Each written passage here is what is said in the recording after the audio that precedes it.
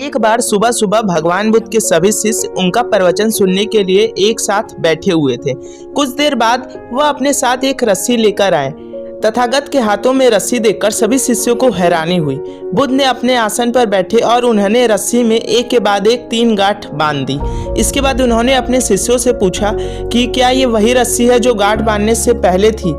इस प्रश्न के जवाब में एक शिष्य ने कहा, तथागत, इसका उत्तर थोड़ा मुश्किल है। ये हमारे देखने के तरीके पर निर्भर करता है कि एक तरह से तो रस्सी वही है, इसमें कोई बदलाव नहीं है। तभी दूसरे शिष्य भी बोलता है, मूल स्वरूप से रस्सी वही है लेकिन कुछ बदली हुई दिख रही है, लेकिन इसका मूल स्वरूप बदला नहीं है। शिष्यों की बात सुनकर बुद्ध ने कहा, आप सब ठीक कह रहे हैं, अब मैं इन गांठों को खोल देता हूँ।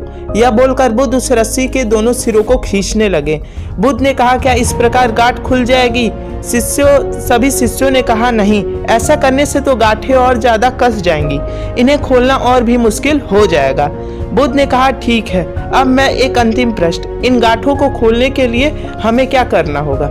शिष्यों ने कहा, हमें इन गांठों को ध्यान से देखना होगा जिनसे हम ये जान सके कि इन्हें कैसे लगाया गया है। इसके बाद हम इन गांठ को आसानी से खोल सकते हैं। बुद्ध इस जवाब से संतुष्ट हो गए और उन्होंने कहा कि यह सही बात है, हमारे परेशानियों में फंसे रहते हैं और बिना कारण जाने ही उनका हल खोजने लगते हैं, जबकि हमें समस्याओं का मूल समझना चाहिए। जब समस्याओं की वजह समझ में आ जाएंगी तो उन्हें सुलझाना बहुत ही आसान हो जाएगा।